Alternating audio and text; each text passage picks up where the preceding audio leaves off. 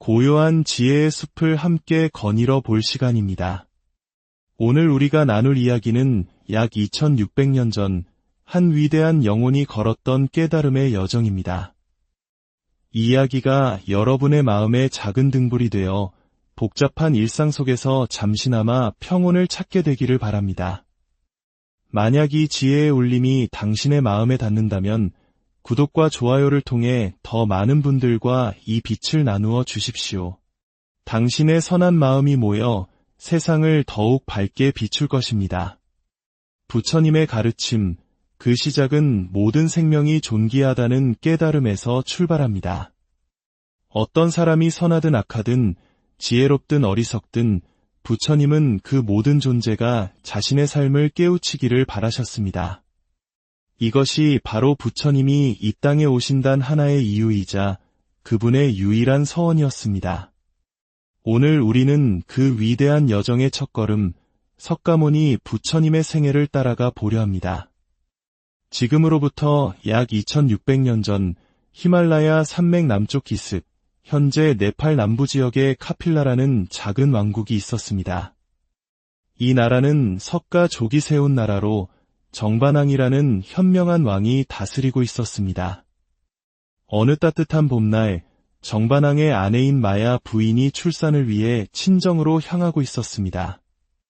긴 여정 중 잠시 쉬어가기 위해 룸비니 동산에 들렀습니다.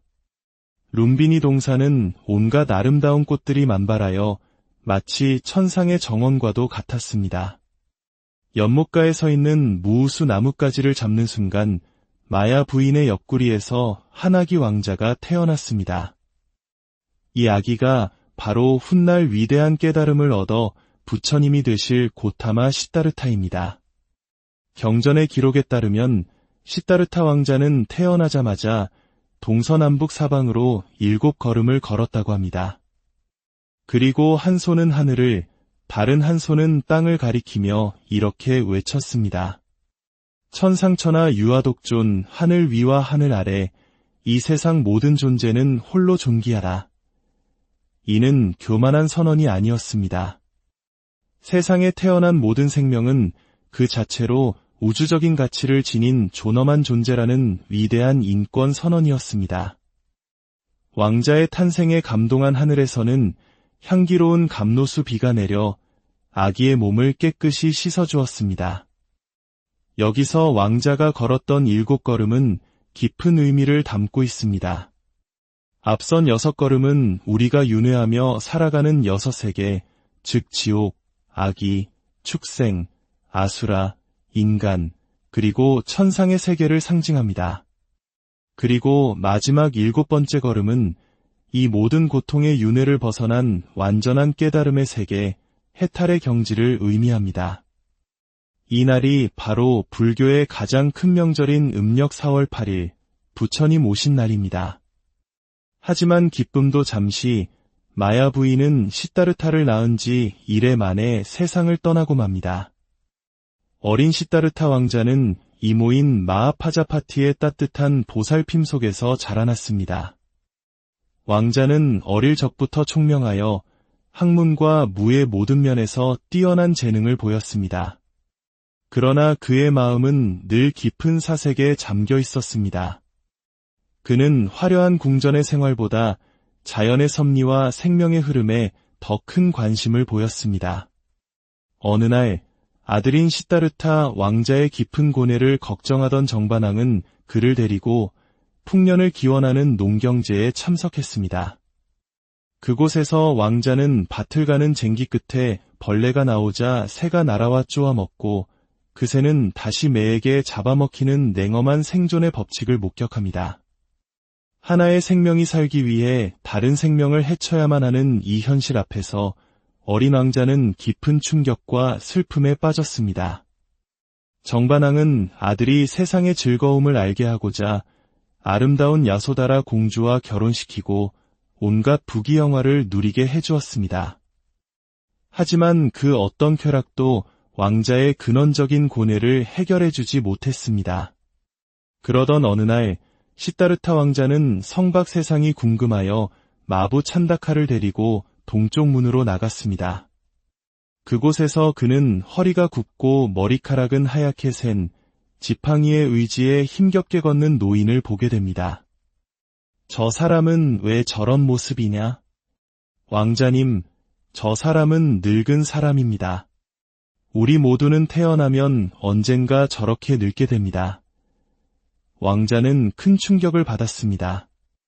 나 또한 언젠가 저렇게 늙어갈 운명이란 말인가. 며칠 후 왕자는 남쪽 문으로 나갔습니다. 그곳에서는 심한 병에 걸려 길가에 쓰러져 고통스럽게 신음하는 병자를 보게 됩니다. 저 사람은 또 왜 저러고 있느냐? 병든 사람입니다. 왕자님, 우리 인간은 누구라도 병들어 고통받을 수 있습니다. 아, 나 역시 병의 고통에서 자유로울 수 없구나. 왕자의 마음은 더욱 무거워졌습니다. 다시 며칠이 지나 서쪽 문으로 나간 왕자는 슬피 우는 사람들에게 둘러싸인 차가운 주검, 장례 행렬과 마주칩니다. 저것은 무엇이냐? 왕자님, 저것은 죽은 사람의 시신입니다. 사람은 태어나면 반드시 죽음을 맞이하게 됩니다. 결국 나도 언젠가는 죽어야만 하는 존재구나. 태어나면 반드시 늙고 병들고 죽어야만 하는 이 피할 수 없는 운명. 이를 생로병사의 4가지 고통이라 합니다. 왕자는 이 세상의 모든 즐거움이 결국 사라지고 말 헛된 신기루임을 깨닫고 깊은 절망에 빠졌습니다. 이 고통으로 가득 찬 세상에서 내가 진정으로 의지할 곳은 어디에 있는가? 마지막으로 왕자는 북쪽 문으로 나갔습니다. 그곳에서 그는 속세의 모든 것을 버리고 평온한 얼굴로 진리를 찾아 수행하는 한 수행자를 만나게 됩니다. 저 사람은 누구인가? 세속의 즐거움을 버리고 생로병사의 괴로움에서 벗어나는 영원한 진리를 찾아 수행하는 고행자입니다. 그 수행자의 모습에서 시다르타 왕자는 한 줄기 빛을 보았습니다. 그래, 저 길이다. 나도 저 사람처럼 출가하여 이 모든 고통의 근원을 밝혀내고 모든 생명을 구원할 길을 찾아야겠다. 이 4번의 만남을 사문유관이라 부릅니다. 이는 시다르타 왕자가 출가를 결심하게 된 결정적인 계기가 됩니다. 왕자가 출가를 결심했을 무렵 아내 야소다라가 아들을 낳았습니다. 사랑스러운 아들의 탄생은 기쁨이었지만 진리를 향한 길을 떠나려는 그에게는 커다란 장애물이기도 했습니다. 그래서 왕자는 아들의 이름을 장애라는 뜻의 라훌라라고 지었습니다. 마침내 29살 되던 해 깊은 밤 모두가 잠든 사이 시다르타는 사랑하는 아내와가 태어난 아들 그리고 부모님과 왕국의 모든 부귀영화를 뒤로한 채 마부 찬다카와 함께 성을 빠져나옵니다. 그는 자신의 머리카락을 자르고 왕자의 옷을 벗어 던진 후 진리를 찾는 한 명의 수행자가 되었습니다. 왕자는 당시 인도의 수많은 수행자들이 모여있던 마가다 왕국으로 향했습니다. 그의 비범한 모습은 마가다의 왕 빈비사라의 눈에 띄었습니다. 빈비사라 왕은 시다르타가 석가족의 왕자임을 알아보고 자신의 왕국 절반을 내어줄 테니 함께 나라를 다스리자고 제안했습니다. 하지만 시다르타는 정중히 거절했습니다. 저는 부귀영화를 찾아 떠나온 것이 아닙니다. 모든 생명이 겪는 늙음과 병듦, 죽음의 고통을 해결할 영원한 진리를 찾고 있습니다. 만약 제가 그 길을 찾게 되면 그때 다시 돌아와 왕께 그 법을 전해드리겠습니다. 빈비사라 왕은 그의 굳은 결심에 감동하며 훗날을 기약했습니다. 그 후 시다르타는 당대 최고의 스승들을 찾아가 가르침을 받았지만 그 어떤 가르침도 그의 근원적인 의문을 해결해주지 못했습니다. 결국 그는 누구에게도 의지하지 않고 스스로의 힘으로 깨달음을 얻기로 결심합니다. 그는 우르벨라 숲으로 들어가 혹독한 고행을 시작했습니다. 이 소식을 들은 정반왕이 보낸 5명의 수행자가 그와 함께 수행에 동참했습니다. 시다르타의 고행은 상상을 초월했습니다. 하루에 쌀 한 톨, 깨 한 알만 먹거나 며칠씩 굶는 것은 예사였고 심지어는 숨을 멈추는 고통스러운 수행까지 감행했습니다. 그렇게 6년의 세월이 흘렀습니다. 그의 몸은 뼈와 가죽만 앙상하게 남았고 정신은 극도로 쇠약해졌습니다. 하지만 그토록 처절한 고행 속에서도 깨달음은 찾아오지 않았습니다. 어느 날 강가에서 들려오는 노랫소리에 시다르타는 문득 큰 깨달음을 얻습니다. 검은고 줄을 너무 팽팽하게 조이면 끊어지고 너무 느슨하게 풀면 제대로 된 소리가 나지 않지. 가장 아름다운 소리는 줄을 알맞게 조율했을 때 나오는 법이라네. 그렇다. 육체를 학대하는 극단적인 고행이나 쾌락에 빠지는 나태함, 그 어느 쪽도 진리에 이르는 길이 될 수 없다. 양극단을 떠난 올바른 길, 바로 중도의 길을 걸어야 한다. 6년간의 고행이 잘못된 길이었음을 깨달은 시다르타는 고행을 멈추고 건강을 회복하기로 결심했습니다. 그는 니련 선화강에서 쇠약해진 몸을 씻었습니다. 그때 마을 처녀 수자타가 정성껏 만든 우유죽을 공양 올렸습니다. 시다르타는 감사히 그 우유죽을 받아 마셨고 6년 만에 처음으로 원기를 회복했습니다. 하지만 이 모습을 본 5명의 수행자들은 크게 실망했습니다. 시다르타가 마침내 타락했다. 고행을 포기한 자와는 더 이상 함께할 수 없다. 그들은 시다르타를 비난하며 그의 곁을 떠나버렸습니다. 홀로 남은 시다르타는 수자타의 공양 덕분에 기력을 되찾고 가야 근처의 한 보리수 아래에 자리를 잡았습니다. 그리고 굳은 서원을 세웁니다. 이 자리에서 위없는 깨달음을 얻기 전에는 차라리 이 몸이 부서질지언정 결코 일어나지 않으리라. 깊은 명상에 잠긴 시다르타에게 마지막 시련이 찾아왔습니다. 욕망의 세계를 지배하는 마왕 파순이 그의 깨달음을 방해하기 위해 나타난 것입니다. 마왕은 먼저 자신의 아름다운 세 딸을 보내 시다르타를 유혹했지만 시다르타의 마음은 바위처럼 흔들림이 없었습니다. 유혹이 통하지 않자 마왕은 온갖 금은 보화와 권력을 보여주며 그를 회유했습니다. 나에게 굴복하면 이 세상의 모든 부귀영화를 너에게 주겠다. 하지만 시다르타는 눈길조차 주지 않았습니다. 마지막으로 마왕은 분노하여 온갖 악마 군대를 동원해 그를 위협하고 공격했습니다. 그러나 시다르타는 내면의 평온을 잃지 않았습니다. 사실 마왕과 그의 군대는 외부의 적이 아니었습니다. 그것은 바로 시다르타 자신의 마음속에 남아있던 마지막 욕망, 분노, 두려움, 그리고 집착의 그림자였습니다. 시다르타는 그 모든 번뇌를 자비심으로 잠재우고 마침내 마음의 평화를 얻었습니다. 동쪽 하늘에서 새벽별이 떠오르던 순간 그는 우주의 모든 이치를 깨달았습니다. 모든 존재는 홀로 존재하는 것이 아니라 무한한 원인과 조건 속에서 서로 연결되어 있다는 연기법을 깨달았으며 모든 고통의 근원이 바로 무지, 즉 무명에 있음을 통찰했습니다. 그 순간 35세의 수행자 고타마 시다르타는 마침내 위대한 깨달음을 얻어 붓다, 즉 깨달은 자가 되었습니다.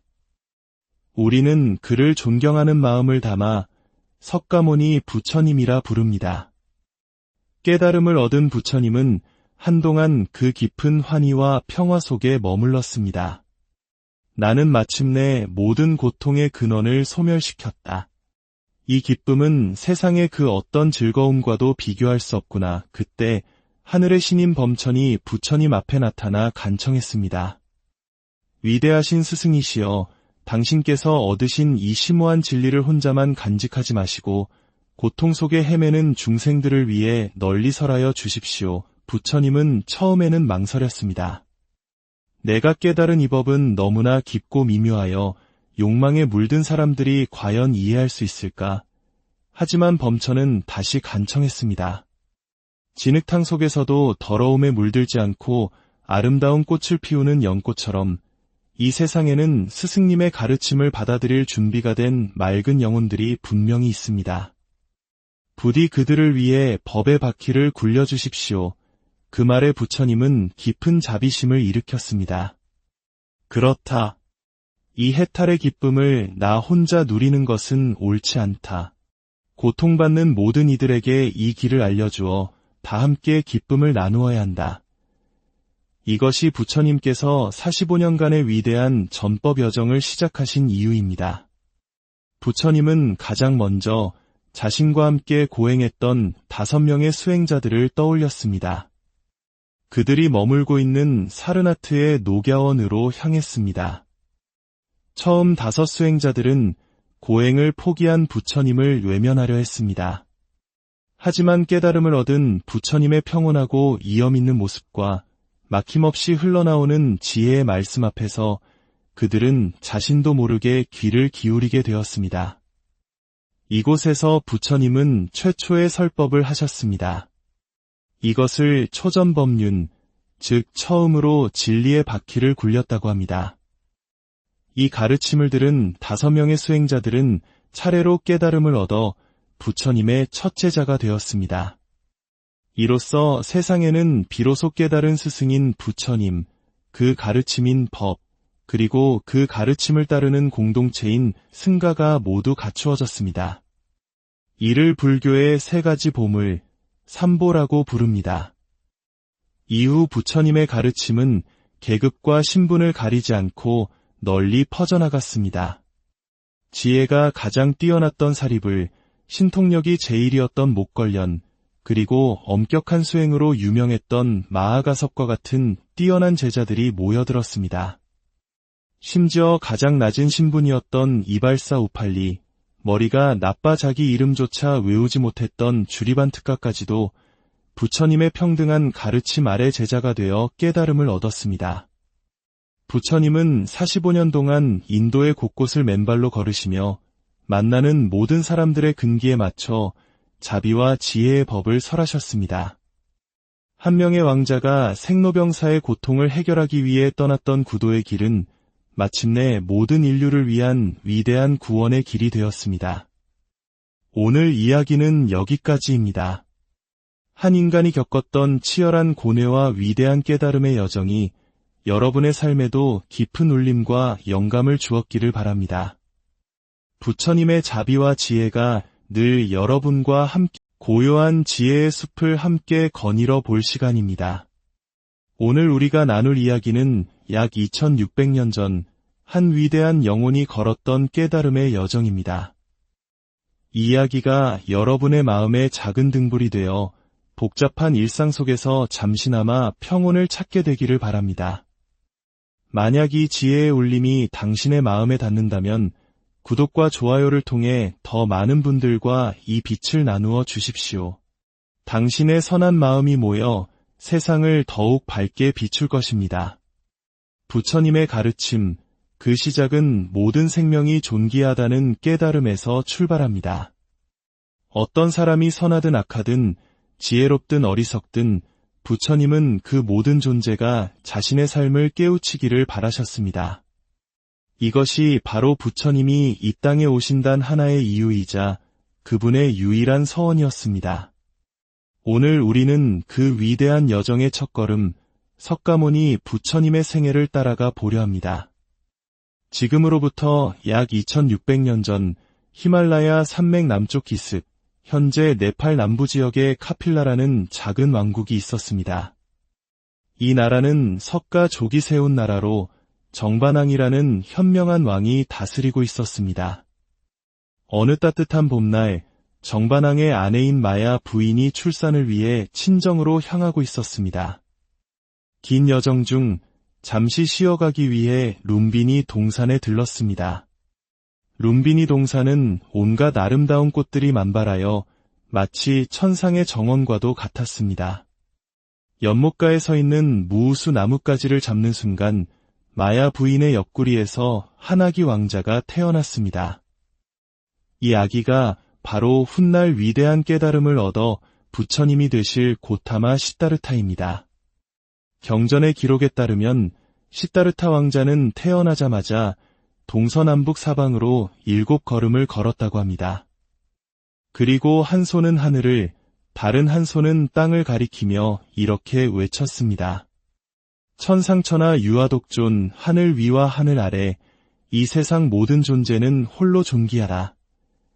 이는 교만한 선언이 아니었습니다. 세상에 태어난 모든 생명은 그 자체로 우주적인 가치를 지닌 존엄한 존재라는 위대한 인권 선언이었습니다. 왕자의 탄생에 감동한 하늘에서는 향기로운 감로수 비가 내려 아기의 몸을 깨끗이 씻어주었습니다. 여기서 왕자가 걸었던 7걸음은 깊은 의미를 담고 있습니다. 앞선 6걸음은 우리가 윤회하며 살아가는 6세계, 즉 지옥, 아기, 축생, 아수라, 인간, 그리고 천상의 세계를 상징합니다.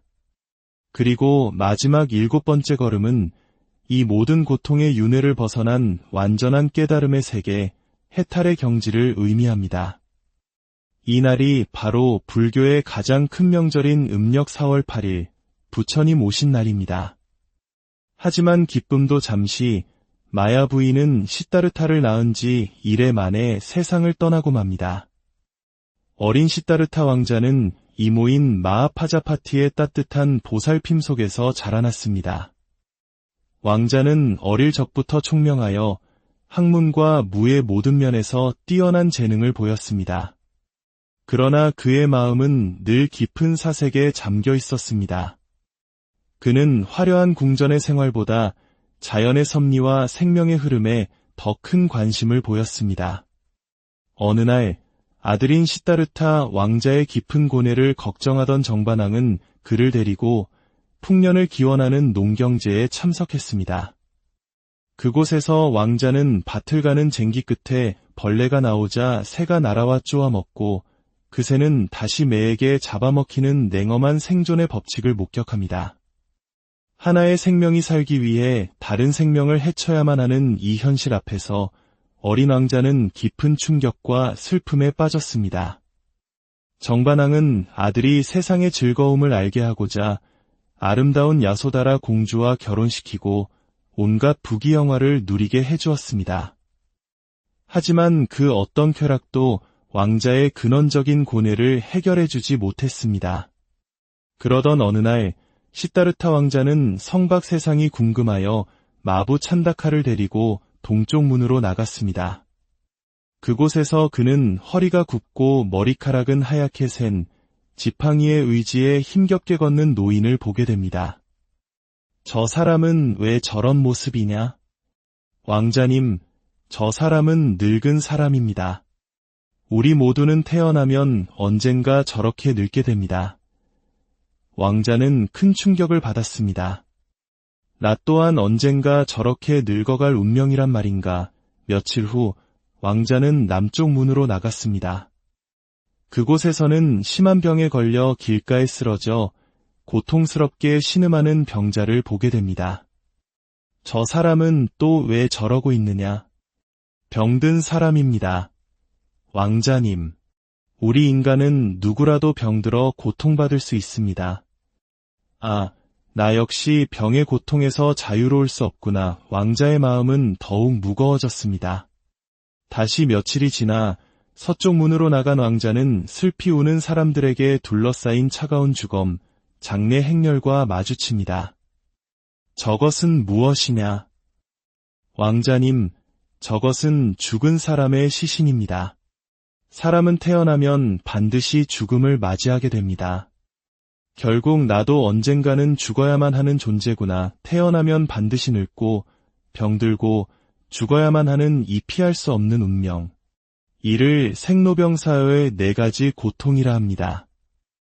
왕자는 이 세상의 모든 즐거움이 결국 사라지고 말헛된 신기루임을 깨닫고 깊은 절망에 빠졌습니다.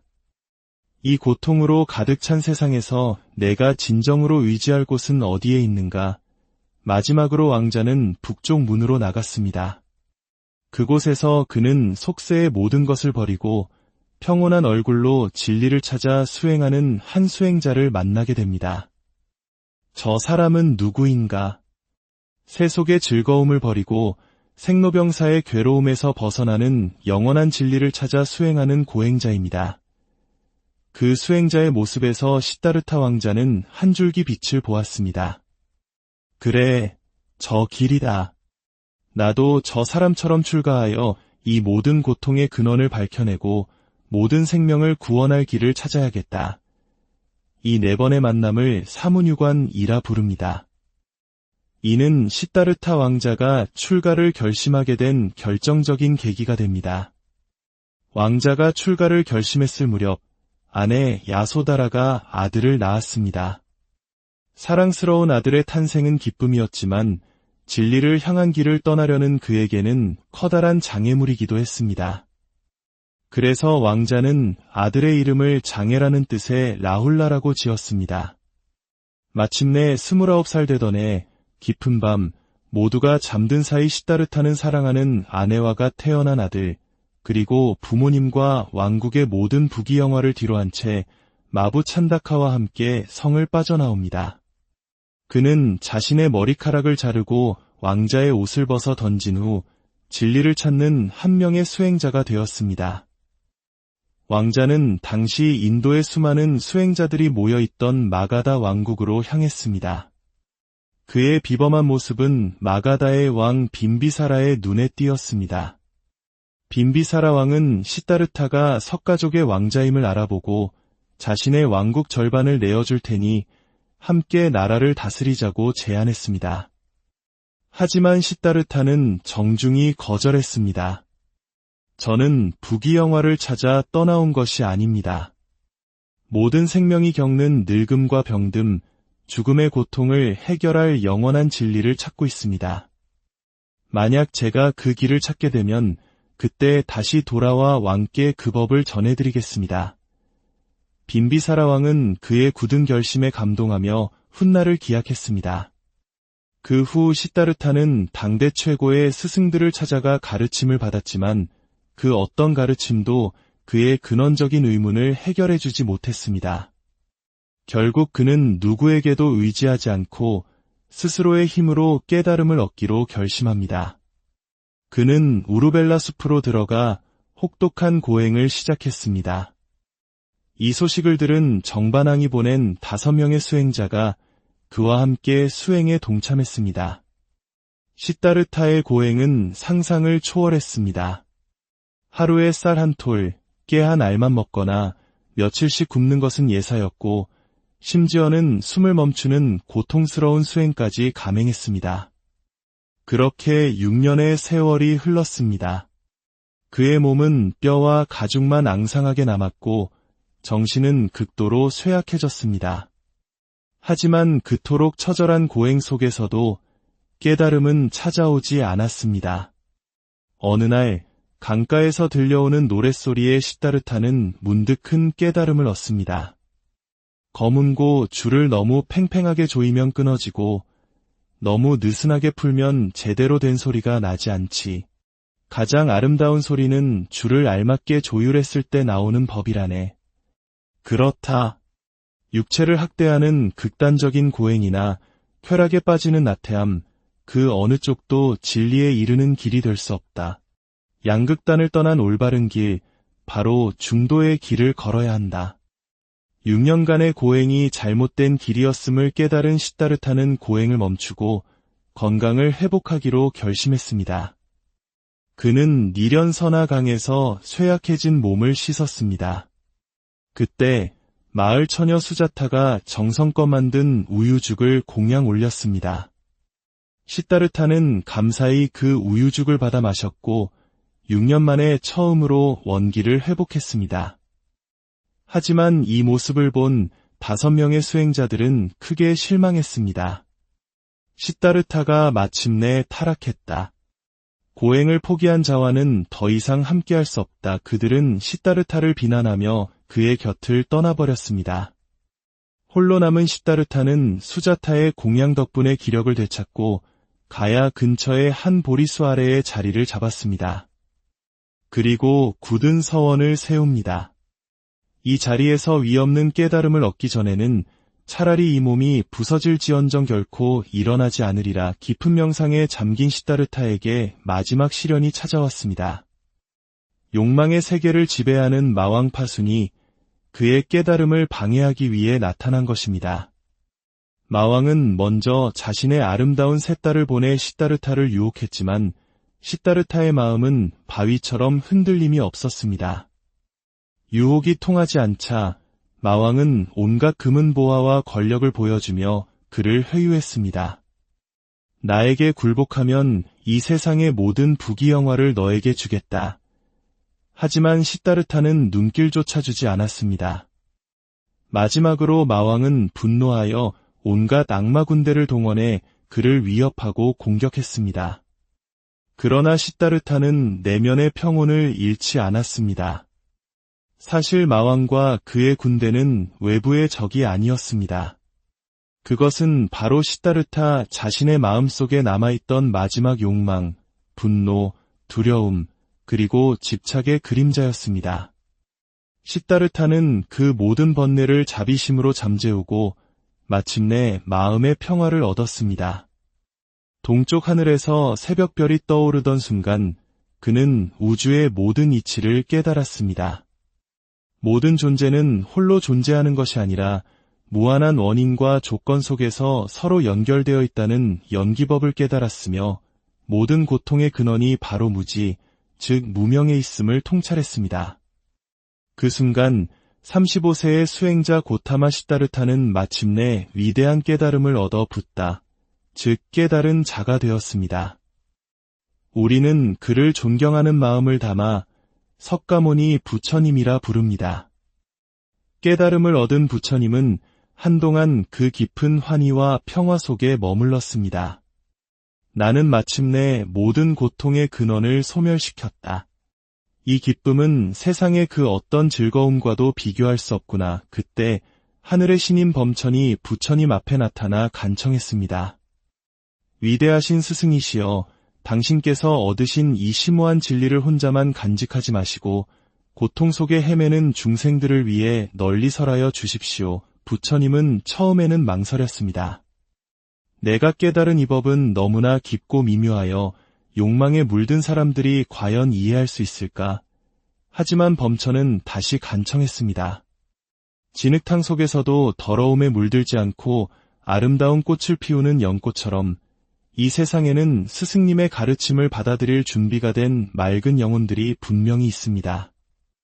부디 그들을 위해 법의 바퀴를 굴려주십시오. 그 말에 부처님은 깊은 자비심을 일으켰습니다. 그렇다. 이 해탈의 기쁨을 나 혼자 누리는 것은 옳지 않다. 고통받는 모든 이들에게 이 길을 알려주어 다 함께 기쁨을 나누어야 한다. 이것이 부처님께서 45년간의 위대한 전법 여정을 시작하신 이유입니다. 부처님은 가장 먼저 자신과 함께 고행했던 5명의 수행자들을 떠올렸습니다. 그들이 머물고 있는 사르나트의 녹야원으로 향했습니다. 처음 5 수행자들은 고행을 포기한 부처님을 외면하려 했습니다. 하지만 깨달음을 얻은 부처님의 평온하고 이엄 있는 모습과 막힘없이 흘러나오는 지혜의 말씀 앞에서 그들은 자신도 모르게 귀를 기울이게 되었습니다. 이곳에서 부처님은 최초의 설법을 하셨습니다. 이것을 초전법륜, 즉 처음으로 진리의 바퀴를 굴렸다고 합니다. 이 가르침을 들은 5명의 수행자들은 차례로 깨달음을 얻어 부처님의 첫 제자가 되었습니다. 이로써 세상에는 비로소 깨달은 스승인 부처님, 그 가르침인 법, 그리고 그 가르침을 따르는 공동체인 승가가 모두 갖추어졌습니다. 이를 불교의 3가지 보물, 삼보라고 부릅니다. 이후 부처님의 가르침은 계급과 신분을 가리지 않고 널리 퍼져나갔습니다. 지혜가 가장 뛰어났던 사리불, 신통력이 제일이었던 목걸련, 그리고 엄격한 수행으로 유명했던 마하가섭과 같은 뛰어난 제자들이 모여들었습니다. 심지어 가장 낮은 신분이었던 이발사 우팔리, 머리가 나빠 자기 이름조차 외우지 못했던 주리반트카까지도 부처님의 평등한 가르침 아래 제자가 되어 깨달음을 얻었습니다. 부처님은 45년 동안 인도의 곳곳을 맨발로 걸으시며 만나는 모든 사람들의 근기에 맞춰 자비와 지혜의 법을 설하셨습니다. 한 명의 왕자가 생로병사의 고통을 해결하기 위해 떠났던 구도의 길은 마침내 모든 인류를 위한 위대한 구원의 길이 되었습니다. 오늘 이야기는 여기까지입니다. 한 인간이 겪었던 치열한 고뇌와 위대한 깨달음의 여정이 여러분의 삶에도 깊은 울림과 영감을 주었기를 바랍니다. 부처님의 자비와 지혜가 늘 여러분과 함께 고요한 지혜의 숲을 함께 거닐어 볼 시간입니다. 오늘 우리가 나눌 이야기는 약 2600년 전 한 위대한 영혼이 걸었던 깨달음의 여정입니다. 이 이야기가 여러분의 마음에 작은 등불이 되어 복잡한 일상 속에서 잠시나마 평온을 찾게 되기를 바랍니다. 만약 이 지혜의 울림이 당신의 마음에 닿는다면 구독과 좋아요를 통해 더 많은 분들과 이 빛을 나누어 주십시오. 당신의 선한 마음이 모여 세상을 더욱 밝게 비출 것입니다. 부처님의 가르침, 그 시작은 모든 생명이 존귀하다는 깨달음에서 출발합니다. 어떤 사람이 선하든 악하든 지혜롭든 어리석든 부처님은 그 모든 존재가 자신의 삶을 깨우치기를 바라셨습니다. 이것이 바로 부처님이 이 땅에 오신 단 하나의 이유이자 그분의 유일한 서원이었습니다. 오늘 우리는 그 위대한 여정의 첫걸음, 석가모니 부처님의 생애를 따라가 보려 합니다. 지금으로부터 약 2600년 전 히말라야 산맥 남쪽 기슭, 현재 네팔 남부 지역의 카필라라는 작은 왕국이 있었습니다.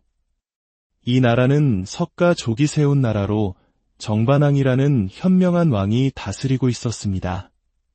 어느 따뜻한 봄날, 정반왕의 아내인 마야 부인이 출산을 위해 친정으로 향하고 있었습니다. 긴 여정 중 잠시 쉬어가기 위해 룸비니 동산에 들렀습니다.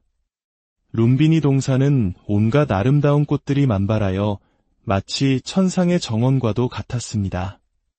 연못가에 서 있는 무우수 나뭇가지를 잡는 순간 마야 부인의 옆구리에서 한 아기 왕자가 태어났습니다. 이 아기가 바로 훗날 위대한 깨달음을 얻어 부처님이 되실 고타마 시다르타입니다. 경전의 기록에 따르면 시다르타 왕자는 태어나자마자 동서남북 사방으로 7걸음을 걸었다고 합니다.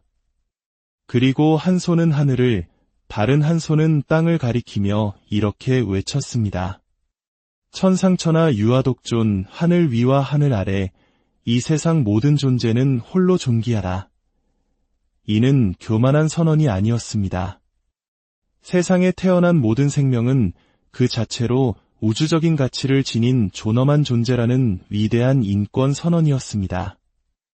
왕자의 탄생에 감동한 하늘에서는 향기로운 감로수 비가 내려 아기의 몸을 깨끗이 씻어주었습니다. 여기서 왕자가 걸었던 7걸음은 깊은 의미를 담고 있습니다. 앞선 6걸음은 우리가 윤회하며 살아가는 6세계, 즉 지옥, 아기, 축생, 아수라, 인간, 그리고 천상의 세계를 상징합니다. 그리고 마지막 7번째 걸음은 이 모든 고통의 윤회를 벗어난 완전한 깨달음의 세계, 해탈의 경지를 의미합니다. 이 날이 바로 불교의 가장 큰 명절인 음력 4월 8일, 부처님 오신 날입니다. 하지만 기쁨도 잠시, 마야 부인은 시다르타를 낳은 지 1회 만에 세상을 떠나고 맙니다. 어린 시다르타 왕자는 이모인 마하파자파티의 따뜻한 보살핌 속에서 자라났습니다. 왕자는 어릴 적부터 총명하여 학문과 무의 모든 면에서 뛰어난 재능을 보였습니다. 그러나 그의 마음은 늘 깊은 사색에 잠겨 있었습니다. 그는 화려한 궁전의 생활보다 자연의 섭리와 생명의 흐름에 더 큰 관심을 보였습니다. 어느 날 아들인 시다르타 왕자의 깊은 고뇌를 걱정하던 정반왕은 그를 데리고 풍년을 기원하는 농경제에 참석했습니다. 그곳에서 왕자는 밭을 가는 쟁기 끝에 벌레가 나오자 새가 날아와 쪼아 먹고 그 새는 다시 매에게 잡아먹히는 냉엄한 생존의 법칙을 목격합니다. 하나의 생명이 살기 위해 다른 생명을 해쳐야만 하는 이 현실 앞에서 어린 왕자는 깊은 충격과 슬픔에 빠졌습니다. 정반왕은 아들이 세상의 즐거움을 알게 하고자 아름다운 야소다라 공주와 결혼시키고 온갖 부귀영화를 누리게 해주었습니다. 하지만 그 어떤 쾌락도 왕자의 근원적인 고뇌를 해결해주지 못했습니다. 그러던 어느 날 시다르타 왕자는 성박 세상이 궁금하여 마부 찬다카를 데리고 동쪽 문으로 나갔습니다. 그곳에서 그는 허리가 굽고 머리카락은 하얗게 센 지팡이의 의지에 힘겹게 걷는 노인을 보게 됩니다. 저 사람은 왜 저런 모습이냐? 왕자님, 저 사람은 늙은 사람입니다. 우리 모두는 태어나면 언젠가 저렇게 늙게 됩니다.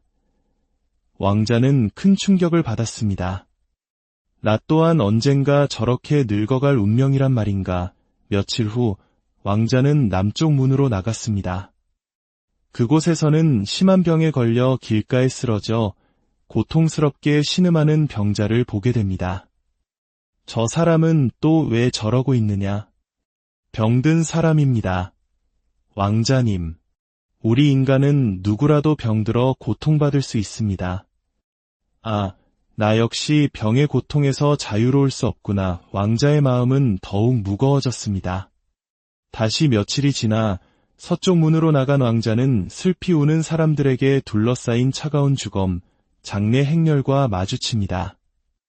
저것은 무엇이냐? 왕자님, 저것은 죽은 사람의 시신입니다. 사람은 태어나면 반드시 죽음을 맞이하게 됩니다. 결국 나도 언젠가는 죽어야만 하는 존재구나. 태어나면 반드시 늙고 병들고 죽어야만 하는 이 피할 수 없는 운명. 이를 생로병사의 4가지 고통이라 합니다. 왕자는 이 세상의 모든 즐거움이 결국 사라지고 말헛된 신기루임을 깨닫고 깊은 절망에 빠졌습니다. 이 고통으로 가득 찬 세상에서 내가 진정으로 의지할 곳은 어디에 있는가? 마지막으로 왕자는 북쪽 문으로 나갔습니다. 그곳에서 그는 속세의 모든 것을 버리고 평온한 얼굴로 진리를 찾아 수행하는 한 수행자를 만나게 됩니다. 저 사람은 누구인가? 세속의 즐거움을 버리고 생로병사의 괴로움에서 벗어나는 영원한 진리를 찾아 수행하는 고행자입니다. 그 수행자의 모습에서 시다르타 왕자는 한 줄기 빛을 보았습니다. 그래, 저 길이다. 나도 저 사람처럼 출가하여 이 모든 고통의 근원을 밝혀내고 모든 생명을 구원할 길을 찾아야겠다. 이 4번의 만남을 사문유관이라 부릅니다. 이는 시다르타 왕자가 출가를 결심하게 된 결정적인 계기가 됩니다. 왕자가 출가를 결심했을 무렵 아내 야소다라가 아들을 낳았습니다. 사랑스러운 아들의 탄생은 기쁨이었지만 진리를 향한 길을 떠나려는 그에게는 커다란 장애물이기도 했습니다. 그래서 왕자는 아들의 이름을 장애라는 뜻의 라훌라라고 지었습니다. 마침내 29살 되던 해 깊은 밤 모두가 잠든 사이 시다르타는 사랑하는 아내와가 태어난 아들, 그리고 부모님과 왕국의 모든 부귀영화를 뒤로한 채 마부 찬다카와 함께 성을 빠져나옵니다. 그는 자신의 머리카락을 자르고 왕자의 옷을 벗어 던진 후 진리를 찾는 한 명의 수행자가 되었습니다. 왕자는 당시 인도의 수많은 수행자들이 모여있던 마가다 왕국으로 향했습니다. 그의 비범한 모습은 마가다의 왕 빈비사라의 눈에 띄었습니다.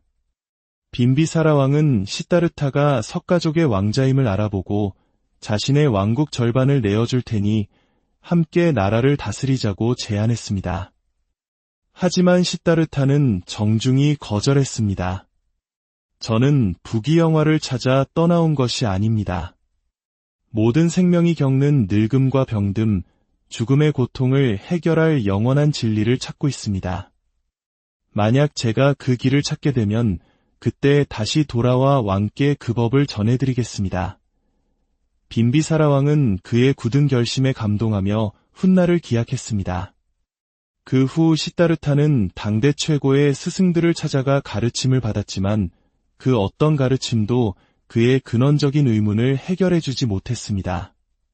결국 그는 누구에게도 의지하지 않고 스스로의 힘으로 깨달음을 얻기로 결심합니다. 그는 우르벨라 숲으로 들어가 혹독한 고행을 시작했습니다. 이 소식을 들은 정반왕이 보낸 5명의 수행자가 그와 함께 수행에 동참했습니다. 시다르타의 고행은 상상을 초월했습니다. 하루에 쌀 한 톨, 깨 한 알만 먹거나 며칠씩 굶는 것은 예사였고 심지어는 숨을 멈추는 고통스러운 수행까지 감행했습니다. 그렇게 6년의 세월이 흘렀습니다. 그의 몸은 뼈와 가죽만 앙상하게 남았고 정신은 극도로 쇠약해졌습니다. 하지만 그토록 처절한 고행 속에서도 깨달음은 찾아오지 않았습니다. 어느 날 강가에서 들려오는 노랫소리에 시다르타는 문득 큰 깨달음을 얻습니다. 검은고 줄을 너무 팽팽하게 조이면 끊어지고 너무 느슨하게 풀면 제대로 된 소리가 나지 않지. 가장 아름다운 소리는 줄을 알맞게 조율했을 때 나오는 법이라네. 그렇다. 육체를 학대하는 극단적인 고행이나 쾌락에 빠지는 나태함, 그 어느 쪽도 진리에 이르는 길이 될 수 없다. 양극단을 떠난 올바른 길, 바로 중도의 길을 걸어야 한다. 6년간의 고행이 잘못된 길이었음을 깨달은 시다르타는 고행을 멈추고 건강을 회복하기로 결심했습니다. 그는 니련 선화강에서 쇠약해진 몸을 씻었습니다. 그때 마을 처녀 수자타가 정성껏 만든 우유죽을 공양 올렸습니다. 시다르타는 감사히 그 우유죽을 받아 마셨고 6년 만에 처음으로 원기를 회복했습니다. 하지만 이 모습을 본 5명의 수행자들은 크게 실망했습니다. 시다르타가 마침내 타락했다. 고행을 포기한 자와는 더 이상 함께할 수 없다. 그들은 시다르타를 비난하며 그의 곁을 떠나버렸습니다. 홀로 남은 시다르타는 수자타의 공양 덕분에 기력을 되찾고 가야 근처의 한 보리수 아래에 자리를 잡았습니다. 그리고 굳은 서원을 세웁니다. 이 자리에서 위없는 깨달음을 얻기 전에는 차라리 이 몸이 부서질지언정 결코 일어나지 않으리라. 깊은 명상에 잠긴 시다르타에게 마지막 시련이 찾아왔습니다.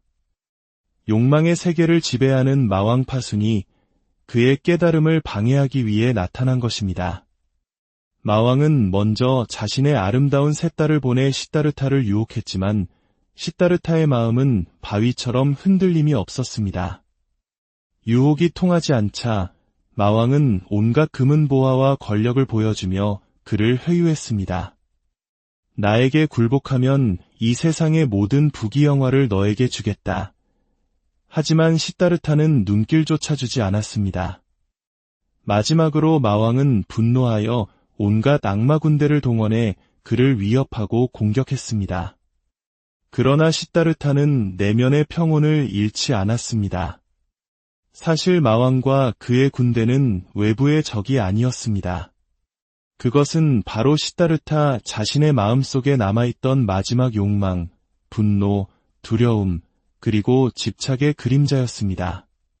시다르타는 그 모든 번뇌를 자비심으로 잠재우고 마침내 마음의 평화를 얻었습니다. 동쪽 하늘에서 새벽별이 떠오르던 순간 그는 우주의 모든 이치를 깨달았습니다. 모든 존재는 홀로 존재하는 것이 아니라 무한한 원인과 조건 속에서 서로 연결되어 있다는 연기법을 깨달았으며 모든 고통의 근원이 바로 무지, 즉 무명에 있음을 통찰했습니다. 그 순간 35세의 수행자 고타마 시다르타는 마침내 위대한 깨달음을 얻어 붓다, 즉 깨달은 자가 되었습니다. 우리는 그를 존경하는 마음을 담아 석가모니 부처님이라 부릅니다. 깨달음을 얻은 부처님은 한동안 그 깊은 환희와 평화 속에 머물렀습니다. 나는 마침내 모든 고통의 근원을 소멸시켰다. 이 기쁨은 세상의 그 어떤 즐거움과도 비교할 수 없구나. 그때 하늘의 신인 범천이 부처님 앞에 나타나 간청했습니다. 위대하신 스승이시여, 당신께서 얻으신 이 심오한 진리를 혼자만 간직하지 마시고 고통 속에 헤매는 중생들을 위해 널리 설하여 주십시오. 부처님은 처음에는 망설였습니다. 내가 깨달은 이 법은 너무나 깊고 미묘하여 욕망에 물든 사람들이 과연 이해할 수 있을까? 하지만 범천은 다시 간청했습니다. 진흙탕 속에서도 더러움에 물들지 않고 아름다운 꽃을 피우는 연꽃처럼 이 세상에는 스승님의 가르침을 받아들일 준비가 된 맑은 영혼들이 분명히 있습니다. 부디 그들을 위해 법의 바퀴를 굴려주십시오. 그 말에 부처님은 깊은 자비심을 일으켰습니다. 그렇다. 이 해탈의 기쁨을 나 혼자 누리는 것은 옳지 않다. 고통받는 모든 이들에게 이 길을 알려주어 다 함께 기쁨을 나누어야 한다. 이것이 부처님께서 45년간의 위대한 전법 여정을 시작하신 이유입니다. 부처님은 가장 먼저 자신과 함께 고행했던 5명의 수행자들을 떠올렸습니다. 그들이 머물고 있는 사르나트의 녹야원으로 향했습니다. 처음 5 수행자들은 고행을 포기한 부처님을 외면하려 했습니다.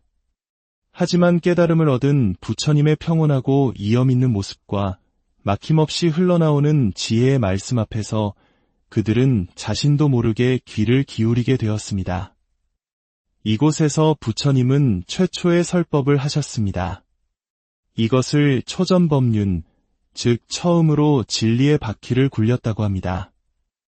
이 가르침을 들은 5명의 수행자들은 차례로 깨달음을 얻어 부처님의 첫 제자가 되었습니다. 이로써 세상에는 비로소 깨달은 스승인 부처님, 그 가르침인 법, 그리고 그 가르침을 따르는 공동체인 승가가 모두 갖추어졌습니다. 이를 불교의 3가지 보물, 삼보라고 부릅니다. 이후 부처님의 가르침은 계급과 신분을 가리지 않고 널리 퍼져나갔습니다. 지혜가 가장 뛰어났던 사립을, 신통력이 제일이었던 목걸련, 그리고 엄격한 수행으로 유명했던 마하가섭과 같은 뛰어난 제자들이 모여들었습니다. 심지어 가장 낮은 신분이었던 이발사 우팔리, 머리가 나빠 자기 이름조차 외우지 못했던 주리반트가까지도 부처님의 평등한 가르침 아래 제자가 되어 깨달음을 얻었습니다. 부처님은 45년 동안 인도의 곳곳을 맨발로 걸으시며 만나는 모든 사람들의 근기에 맞춰 자비와 지혜의 법을 설하셨습니다. 한 명의 왕자가 생로병사의 고통을 해결하기 위해 떠났던 구도의 길은 마침내 모든 인류를 위한 위대한 구원의 길이 되었습니다. 오늘 이야기는 여기까지입니다. 한 인간이 겪었던 치열한 고뇌와 위대한 깨달음의 여정이 여러분의 삶에도 깊은 울림과 영감을 주었기를 바랍니다. 부처님의 자비와 지혜가 늘 여러분과 함께 고요한 지혜의 숲을 함께 거닐어 볼 시간입니다. 오늘 우리가 나눌 이야기는 약 2600년 전 한 위대한 영혼이 걸었던 깨달음의 여정입니다. 이 이야기가 여러분의 마음에 작은 등불이 되어 복잡한 일상 속에서 잠시나마 평온을 찾게 되기를 바랍니다. 만약 이 지혜의 울림이 당신의 마음에 닿는다면 구독과 좋아요를 통해 더 많은 분들과 이 빛을 나누어 주십시오. 당신의 선한 마음이 모여 세상을 더욱 밝게 비출 것입니다. 부처님의 가르침, 그 시작은 모든 생명이 존귀하다는 깨달음에서 출발합니다. 어떤 사람이 선하든 악하든 지혜롭든 어리석든 부처님은 그 모든 존재가 자신의 삶을 깨우치기를 바라셨습니다. 이것이 바로 부처님이 이 땅에 오신단 하나의 이유이자 그분의 유일한 서원이었습니다. 오늘 우리는 그 위대한 여정의 첫걸음, 석가모니 부처님의 생애를 따라가 보려 합니다. 지금으로부터 약 2600년 전 히말라야 산맥 남쪽 기슭, 현재 네팔 남부 지역의 카필라라는 작은 왕국이 있었습니다. 이 나라는 석가족이 세운 나라로 정반왕이라는 현명한 왕이 다스리고 있었습니다. 어느 따뜻한 봄날, 정반항의 아내인 마야 부인이 출산을 위해 친정으로 향하고 있었습니다. 긴 여정 중 잠시 쉬어가기 위해 룸비니 동산에 들렀습니다. 룸비니 동산은 온갖 아름다운 꽃들이 만발하여 마치 천상의 정원과도 같았습니다. 연못가에 서 있는 무우수 나뭇가지를 잡는 순간 마야 부인의 옆구리에서 한 아기 왕자가 태어났습니다. 이 아기가 바로 훗날 위대한 깨달음을 얻어 부처님이 되실 고타마 시다르타입니다. 경전의 기록에 따르면 시다르타 왕자는 태어나자마자 동서남북 사방으로 7걸음을 걸었다고 합니다. 그리고 한 손은 하늘을, 다른 한 손은 땅을 가리키며 이렇게 외쳤습니다. 천상천하 유아독존 하늘 위와 하늘 아래 이 세상 모든 존재는 홀로 존귀하라. 이는 교만한 선언이 아니었습니다. 세상에 태어난 모든 생명은 그 자체로 우주적인 가치를 지닌 존엄한 존재라는 위대한 인권 선언이었습니다. 왕자의 탄생에 감동한 하늘에서는 향기로운 감로수 비가 내려 아기의 몸을 깨끗이 씻어주었습니다. 여기서 왕자가 걸었던 7걸음은 깊은 의미를 담고 있습니다. 앞선 6걸음은 우리가 윤회하며 살아가는 6세계, 즉 지옥, 아기, 축생, 아수라, 인간, 그리고 천상의 세계를 상징합니다. 그리고 마지막 7번째 걸음은 이 모든 고통의 윤회를 벗어난 완전한 깨달음의 세계, 해탈의 경지를 의미합니다. 이 날이 바로 불교의 가장 큰 명절인 음력 4월 8일, 부처님 오신 날입니다. 하지만 기쁨도 잠시, 마야 부인은 시다르타를 낳은 지 1회 만에 세상을 떠나고 맙니다. 어린 시다르타 왕자는 이모인 마하파자파티의 따뜻한 보살핌 속에서 자라났습니다. 왕자는 어릴 적부터 총명하여 학문과 무의 모든 면에서 뛰어난 재능을 보였습니다. 그러나 그의 마음은 늘 깊은 사색에 잠겨 있었습니다. 그는 화려한 궁전의 생활보다 자연의 섭리와 생명의 흐름에 더 큰 관심을 보였습니다. 어느 날 아들인 시다르타 왕자의 깊은 고뇌를 걱정하던 정반항은 그를 데리고 풍년을 기원하는 농경제에 참석했습니다. 그곳에서 왕자는 밭을 가는 쟁기 끝에 벌레가 나오자 새가 날아와 쪼아 먹고 그 새는 다시 매에게 잡아먹히는 냉엄한 생존의 법칙을 목격합니다. 하나의 생명이 살기 위해 다른 생명을 해쳐야만 하는 이 현실 앞에서 어린 왕자는 깊은 충격과 슬픔에 빠졌습니다. 정반항은 아들이 세상의 즐거움을 알게 하고자 아름다운 야소다라 공주와 결혼시키고 온갖 부귀영화를 누리게 해주었습니다. 하지만 그 어떤 쾌락도 왕자의 근원적인 고뇌를 해결해주지 못했습니다. 그러던 어느 날 시다르타 왕자는 성박 세상이 궁금하여 마부 찬다카를 데리고 동쪽 문으로 나갔습니다. 그곳에서 그는 허리가 굽고 머리카락은 하얗게 센 지팡이의 의지에 힘겹게 걷는 노인을 보게 됩니다. 저 사람은 왜 저런 모습이냐? 왕자님, 저 사람은 늙은 사람입니다. 우리 모두는 태어나면 언젠가 저렇게 늙게 됩니다. 왕자는 큰 충격을 받았습니다. 나 또한 언젠가 저렇게 늙어갈 운명이란 말인가. 며칠 후 왕자는 남쪽 문으로 나갔습니다. 그곳에서는 심한 병에 걸려 길가에 쓰러져 고통스럽게 신음하는 병자를 보게 됩니다. 저 사람은 또 왜 저러고 있느냐? 병든 사람입니다. 왕자님, 우리 인간은 누구라도 병들어 고통받을 수 있습니다. 아, 나 역시 병의 고통에서 자유로울 수 없구나. 왕자의 마음은 더욱 무거워졌습니다. 다시 며칠이 지나 서쪽 문으로 나간 왕자는 슬피 우는 사람들에게 둘러싸인 차가운 주검, 장례 행렬과 마주칩니다. 저것은 무엇이냐? 왕자님, 저것은 죽은 사람의 시신입니다.